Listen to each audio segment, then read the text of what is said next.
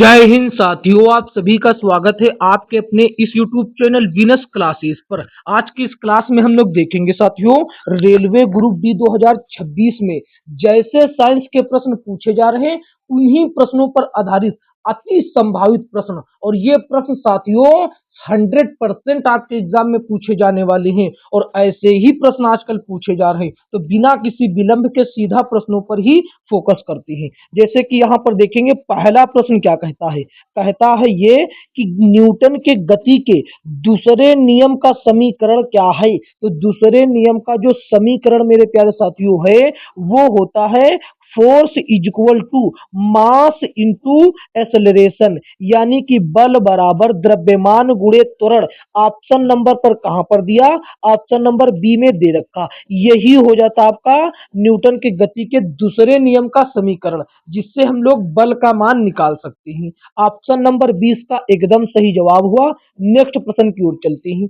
यहां पर देखेंगे अगला प्रश्न, जो कि अति संभावित प्रश्न है आजकल के प्रश्नों को देखते हुए हिसाब से। ठीक है, तो यहां पर देखिए क्या कहता मनुष्यों के लिए ध्वनि की जो श्रव्य सीमा है वह लगभग कितने से कितने तक होती है। सबसे पहली बात आप सुनेंगे, यहां पर देखो, ये जो मनुष्य होता है साथियों, ये क्या करता है। सबसे पहली बात आप यहां पर ये समझिए कि ये जो ध्वनि तरंग होती है, ये क्या होता है, जो ध्वनि होती है तरंग के रूप में चलती है। और ध्वनि कैसी तरंग है, ध्वनि जो है अनुदैर्घ्य तरंग है। सबसे पहला पॉइंट आपको ये पता होना चाहिए, ध्वनि कैसी तरंग है, ध्वनि जो है अनुदैर्घ्य तरंग है। फिर जो ये ध्वनि होती तरंग के रूप में चलती है। ठीक है, तो सबसे पहले मेरे प्यारे साथियों देखिए, जो मनुष्य है वो कितनी ध्वनि सुनता है, मनुष्य जो है वो कितनी ध्वनि सुनता है, इस बात पर फोकस करो। मनुष्य जो है ये 20 हजार हर्टज के बीच की ध्वनि को सुन लेता है। इसके ना तो ऊपर की सुन पाता है और ना ही नीचे की। तो इसके जो ऊपर की मतलब जो 20 से कम की सीमा की ध्वनि होती है उसको क्या कहा जाता है, उसको साथियों इंफ्रासोनिक तरंग कहा जाता है। क्या कहा जाता है, यही सब एग्जाम में पूछता है। इंफ्रासोनिक तरंग या अपश्रव्य तरंग हिंदी में इंफ्रासोनिक। ठीक है, इंफ्रासोनिक तरंग अगर हिंदी में कहे तो हिंदी में लिख देता हूं नीचे, हिंदी में कहा जाता है अवशव तरंग। अब श्रव्य तरंगे ऐसे लिखा जाता है, अब श्रव्य तरंगे। ठीक है, ये हो गया। और इसके ऊपर वाले सीमा से जो 20,000 हर्ट्ज के ऊपर की आवृत्ति वाली तरंगे होती हैं उनको कहा जाता है अल्ट्रासोनिक। क्या कहा जाता है, अल्ट्रासोनिक तरंग कहा जाता है, अल्ट्रासोनिक तरंग कहा जाता है, अल्ट्रासोनिक वेव्स कहा जाता है। ठीक है, यानी कि हिंदी में अगर पूछा जाए आपसे अल्ट्रासोनिक वेव्स को क्या कहते हैं, पराश्रव्य तरंग कहते हैं। क्या कहते हैं, पराश्रव्य तरंग कहा जाता है।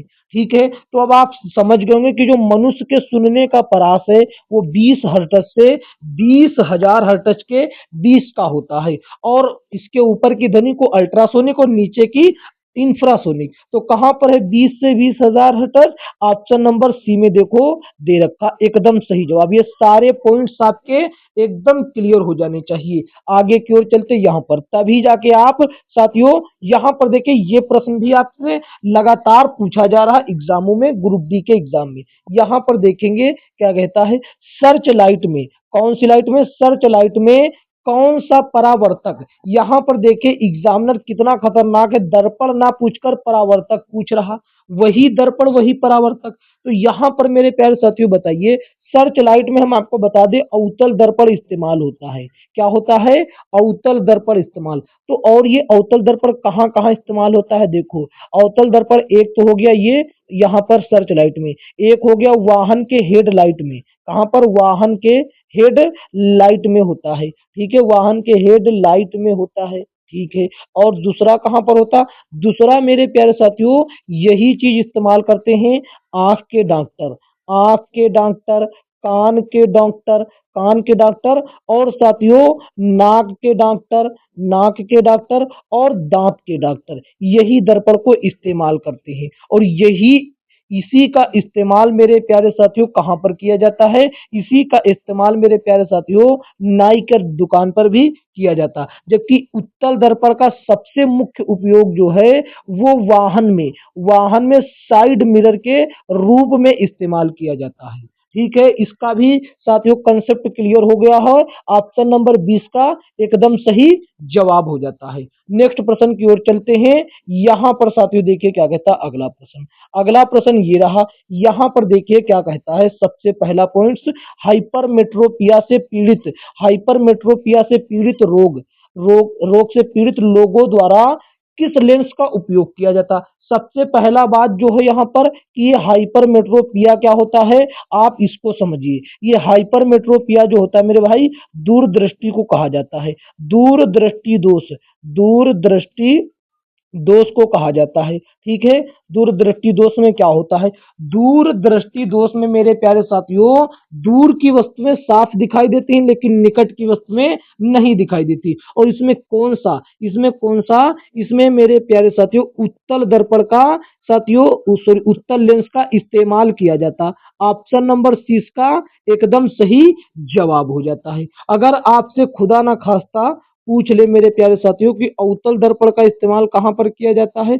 अवतल दर्पण का इस्तेमाल निकट दृष्टि दोष में किया जाता है। निकट दृष्टि दोष में किया जाता है। और बेलनाकार पूछे कहाँ पर किया जाता है?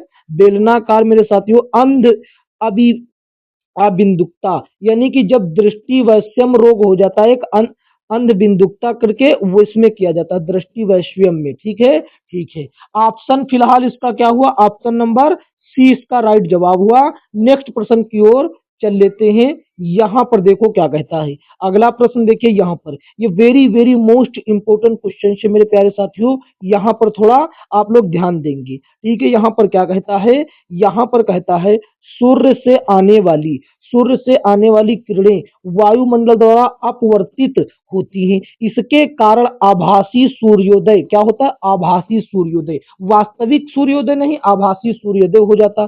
तो वास्तविक सूर्योदय से लगभग कितने समय पहले हो जाता ये बताओ। कितने समय पहले या बाद को होता वही आपको बतलाना है, समझे? वही आपको तो यहाँ पर देखिए ये होता है साथियों लगभग 2 मिनट पहले। आपने देखा होगा सुबह सुबह साथियों सूरज बाद को निकलता है, उसकी लालिमा पहले ही निकल आती है। ऐसा आभास हो जाता है कि सूर्य जो है निकल आया है, लेकिन वास्तव में सूर्य नहीं निकलता था। 2 मिनट पहले ऐसा साथियों आभास हुआ। ठीक है, इसका सही जवाब option number D. Option number D. Next प्रश्न की ओर चलेंगे। यहाँ पर देखेंगे ये रहा। ये साथियों देखिए क्या कहता है ये भी क्वेश्चन साथियों पॉइंट करने लायक है, नोट करने। विद्युत मोटर का कौन सा भाग उसमें प्रवाहित धारा की प्रवाह की दिशा को उलट देता है? ये देखो सबसे पहली बात आपको यहाँ पर इस बात को ध्यान देना होगा। कौन सी बात? यहाँ पर देखो जो ये विद्युत मोटर है ये काम क्या करता है? सबसे पहली बात आपको ये पता होना चाहिए। ठीक है, ये काम करता है मेरे भैया विद्युत ऊर्जा को क्या करता है? यांत्रिक ऊर्जा में बदलता है। ठीक है, विद्युत ऊर्जा को यांत्रिक ऊर्जा में बदलता है। ठीक है, यांत्रिक ऊर्जा में बदल देता है। इस बात को आपको याद रखना है। अब इसका उल्टा एक होता है विद्युत जनित्र या विद्युत जनरेटर। वो क्या करता है? वो करता है आपका इसका उल्टा काम। वो करता है उल्टा। ये यांत्रिक एनर्जी को विद्युत ऊर्जा में बदलता है। इस बात को याद रखेंगे। तो ये जो मेरे प्यारे साथियों उसके भाग में उपस्थित होता है, क्या उपस्थित होता है? ये विभक्त वलय। ये साथियों विद्युत मोटर के साथियों जो अंदर होता है ये साथियों प्रवाहित धारा की दिशा को उलट देता है। यानी कि ऑप्शन नंबर आपका क्या हो जाता है? सी करेक्ट जवाब हुआ। चले आगे की ओर। अगला प्रश्न देखिए। यहां पर साथियों देखेंगे क्या कहता है? ये कहता है साथियों यहां पर देखिए जब किसी तार से होकर धारा प्रवाहित होती है तो प्रत्येक बार कंपास की सुई में विक्षेपण होता है।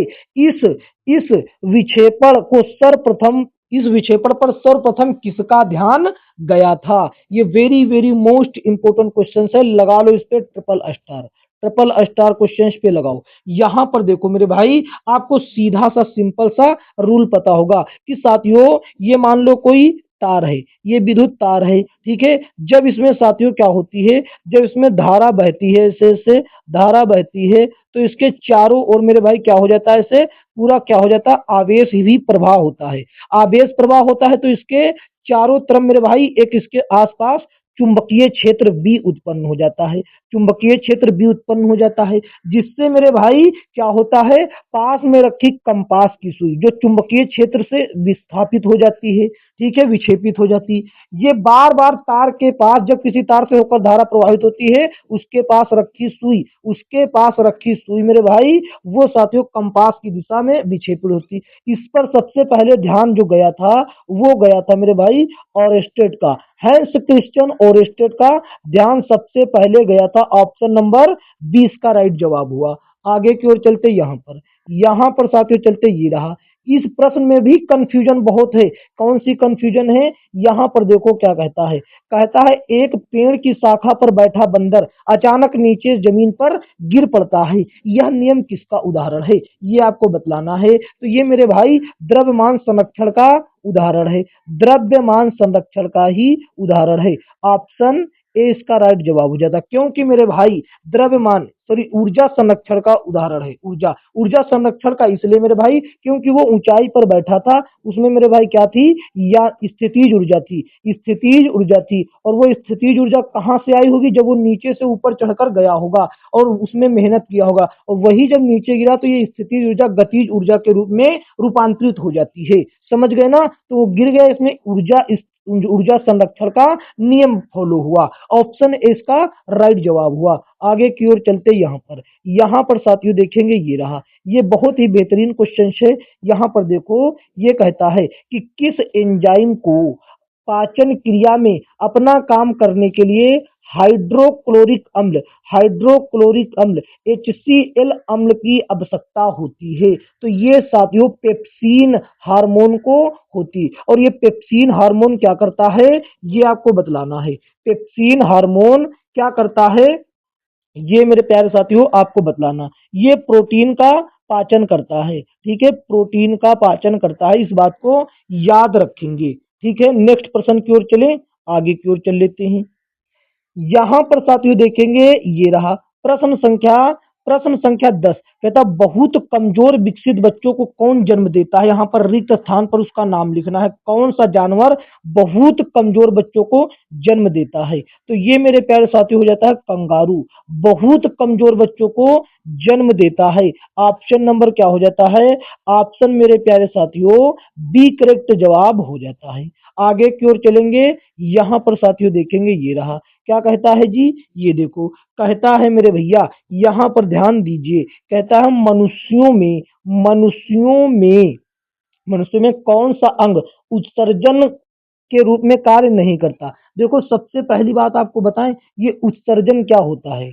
उत्सर्जन अंग वे होते हैं जो किसी ना किसी तरीके से आप अपशिष्ट पदार्थ, यानी कि जो शरीर में बेकार पदार्थ है उसको बाहर निकालते हैं, उसको बाहर। तो मेरे भाई फेफड़े क्या करते हैं?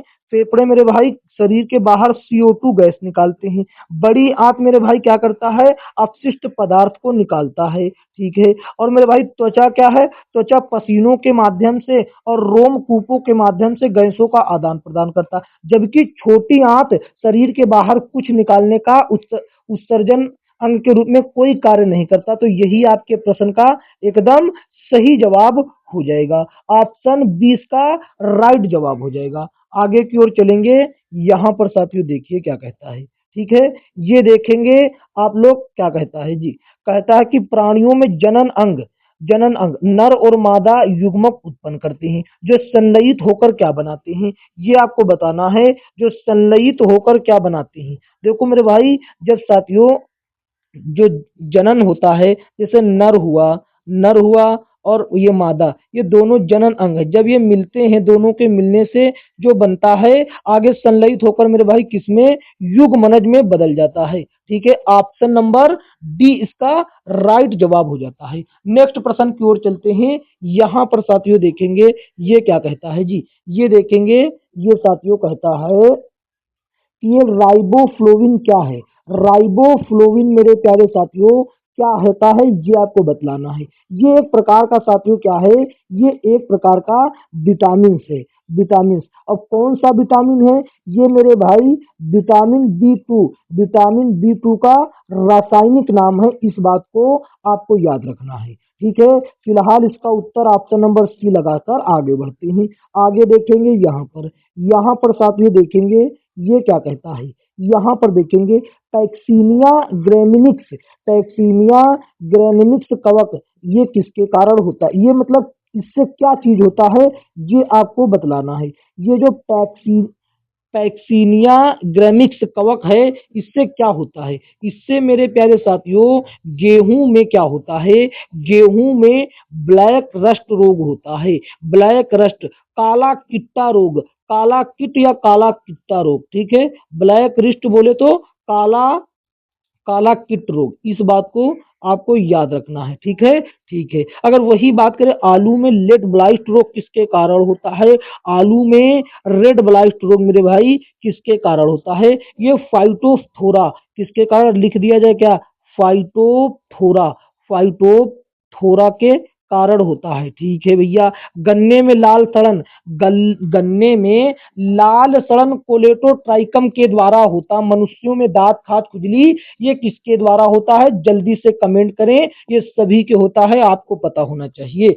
यहां पर साथियों देखेंगे ये प्रश्न क्या कहता, कहता है इनमें से कौन सा पुष्प नर जनन अंग का घटक नहीं, मतलब पुष्प के नर जनन का अंग नहीं, इनमें से कौन सा पुष्प के नर जनन का अंग नहीं। यहां पर देखो मेरे भाई, सबसे पहली बात कि जो ये पुष्प में ये पुष्प होता है, इसमें स्त्रीलिंग भी होता है और पुष्प नर जनन भी होता है। कुल मिलाकर हम इसको नर और मादा लिख देते हैं। देखो मादा में कौन कौन से भाग होते हैं, ये लिखते इधर, और नर में कौन कौन से भाग होते हैं, ये लिखते इधर। यहाँ पर देखिएगा, आप ध्यान पूर्वक सुनिएगा। ठीक है, तो यहाँ पर आपको देखना है कि मेरे भाई जो मादा में होते हैं, मादा में होते हैं वो कौन होता है, एक तो हो गया वर्तिका, एक हो गया वर्तिका।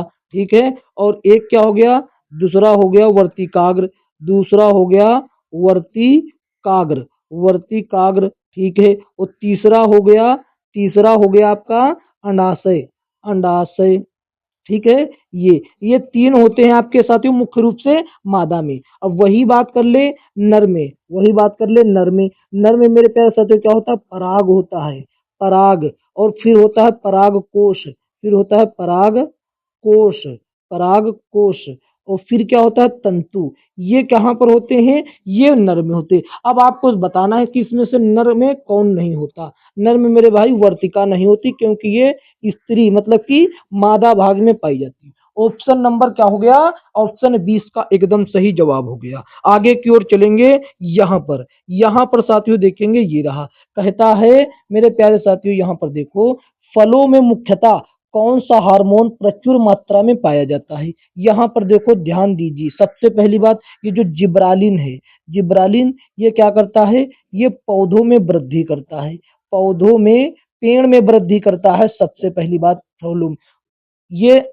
जिब्रेलिन तने में करता है, तने में, किसमें, ये तने में करता है। ये जो जिब्रेलिन है ये तने में, पेड़ के तने में वृद्धि करता है। और ऑक्सिन, ऑक्सिन जो है ये पेड़ में वृद्धि करता है, पूरी पेड़ में ही वृद्धि करता है। ठीक है भैया, ठीक है। और ये जो एब्सिसिक अम्ल है ये निगेटिव वृद्धि करता है, वृक्ष में, पौधों में निगेटिव वृद्धि करता है, यानी कि वृद्धि रोकता है। ठीक है, इस बात को। अब ये तीन के गुण बता दिए मैंने, तो चौथा जो बचा वो साथियों कहाँ पाया जाता होगा, वो पाया जाता होगा आपका फल में। ऑप्शन नंबर इसका क्या हो गया, डी करेक्ट जवाब हो गया, साइटोकाइनिन। ठीक है, नेक्स्ट प्रश्न की ओर चले, आगे की ओर चल लेते हैं। यहाँ पर देखेंगे ये प्रश्न संख्या 17। यहाँ पर देखो इसका उत्तर सभी लोग जानते हैं, लेकिन फिर भी हम आपको एक ऐसी बात बता देंगे जो आप अभी तक नहीं जानते थे।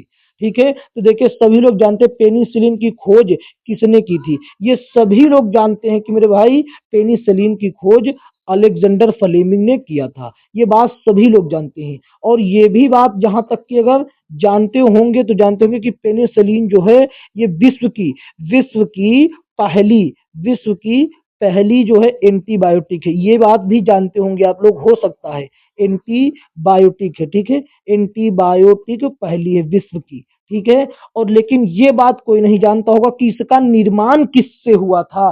सर्वप्रथम इसका निर्माण मेरे भाई कवक से हुआ था, फंगस से हुआ था, ठीक है। किससे हुआ था?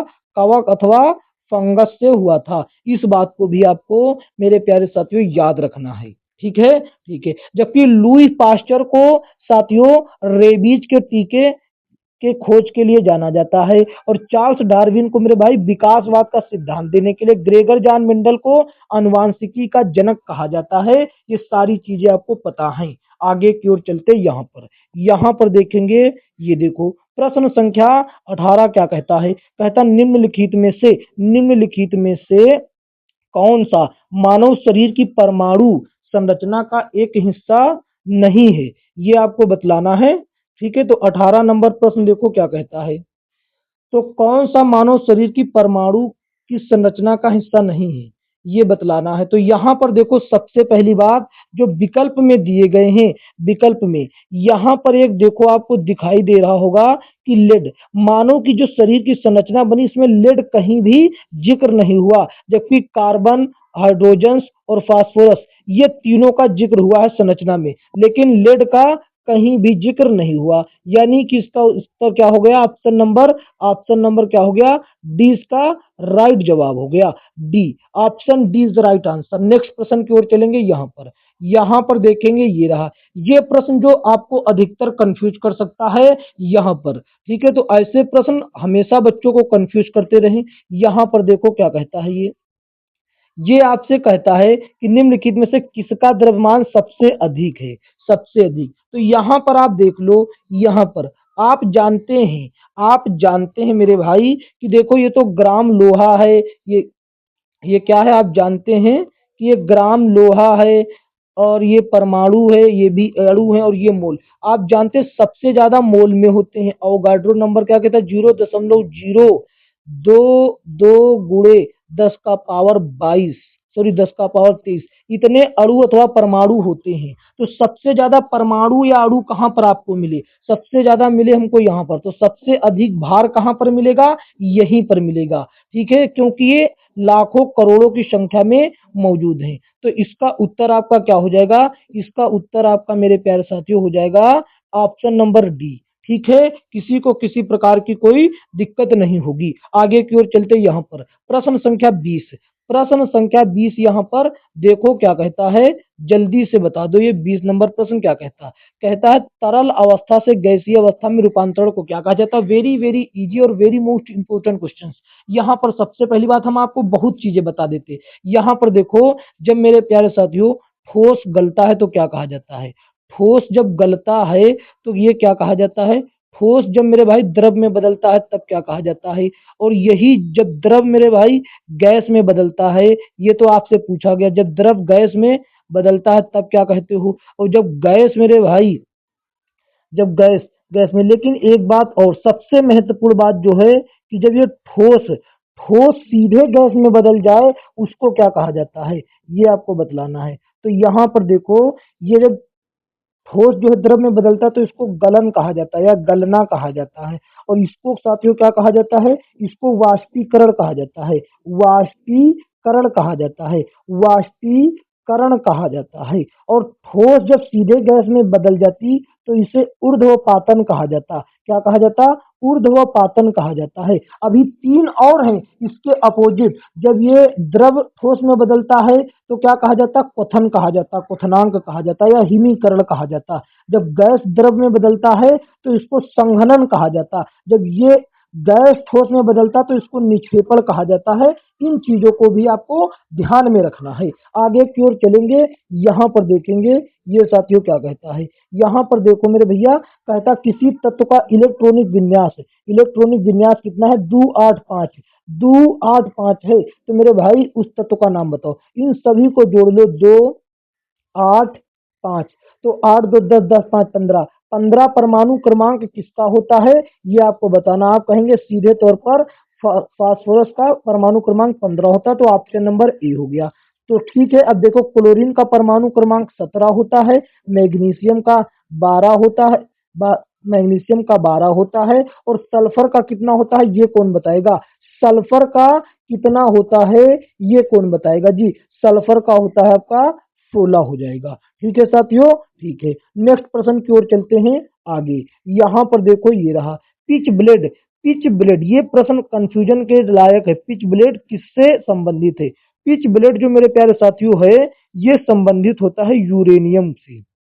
किससे, यूरेनियम से संबंधित हो जाता है। ठीक है, तो यूरेनियम इसका सही जवाब हो गया, ऑप्शन नंबर बी।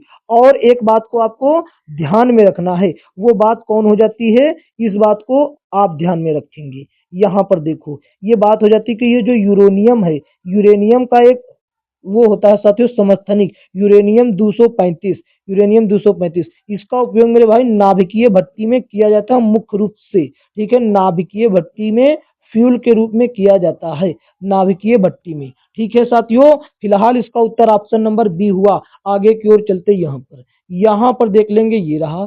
ये देखो क्या कहता है जी। ठीक है, ये कहता है निम्न में से कौन सी धातु चांदी की तुलना में भी कम अभिक्रियाशील, मतलब चांदी से भी कम। यहाँ पर देखो एक बहुत अच्छी बात बताई गई, सबसे ज्यादा। यहाँ पर देखो मेरे भाई, सबसे अधिक क्रियाशील धातु की बात करी जाए तो वो हो जाती है पोटेशियम, फिर आती है ये सोडियम और कैल्शियम, इन जैसी धातु आती है। ठीक है, कैल्शियम, और इसके तमाम घटते घटते घटते यहाँ पर आ जाती है चांदी। अब आपसे पूछा कि चांदी के भी बाद में कौन आएगा, ये आपको बतलाना है। चांदी के बाद में इसमें से मेरे भाई कॉपर भी नहीं आएगा। ठीक है, और साथियों पारा भी नहीं आएगा, और मेरे भाई ये भी नहीं, तो आएगा ये Au। और Au क्या होता है, ये होता है सोना।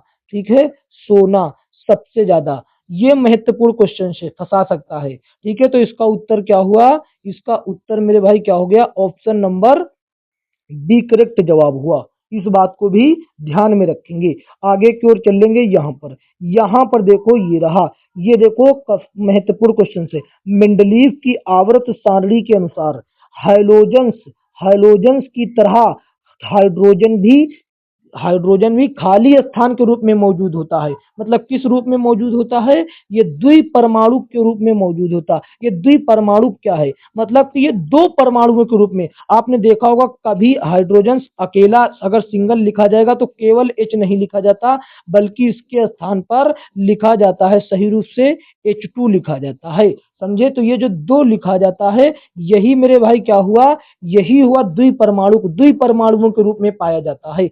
ऑप्शन इसका क्या हुआ, ऑप्शन डी करेक्ट जवाब हुआ। आगे चलेंगे। यहाँ पर साथियों देखेंगे ये रहा सभी लोग। 25 नंबर प्रश्न कहता खाली स्थान में, मतलब किसका इस्तेमाल आइसक्रीम में स्टेबलाइजर के रूप में प्रयोग किया जाता। किसका इस्तेमाल किया जाता ये आपको बतलाना है।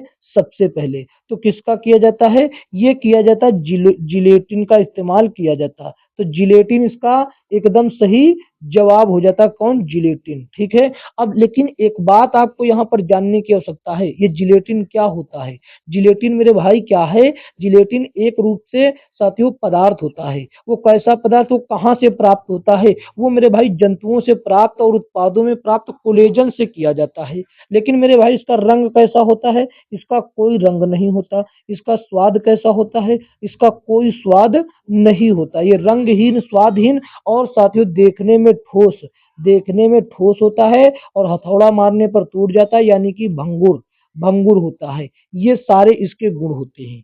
ठीक है, तो इसका उत्तर क्या हो जाएगा, ऑप्शन नंबर ए। साथियों ये थे कुछ आज के प्रश्न जो आपकी परीक्षा के लिए अति संभावित प्रश्न थे। ठीक है साथियों, अति संभावित प्रश्न थे। और ये प्रश्न देखा आपने कि मैंने शुरू से अंत तक बिना किसी बकवास के फर्जी बातों को आपको पढ़ाने पर फोकस किया। तो अगर यह क्लास आपको अच्छा लगा तो इसको एक प्यारा सा लाइक कर दीजिए और सभी दोस्तों में इसको शेयर कर दीजिए। और चैनल पर नए हो तो मेरे भाई चैनल को सब्सक्राइब करके नोटिफिकेशन बेल को ऑल पर क्लिक कर लीजिए। अगर आप इसका पीडीएफ प्राप्त करना चाहते हैं तो डिस्क्रिप्शन में दिए गए टेलीग्राम चैनल से जुड़ जाएं। मिलेंगे किसी नेक्स्ट क्लास में, तब तक के लिए जय हिंद, जय भारत।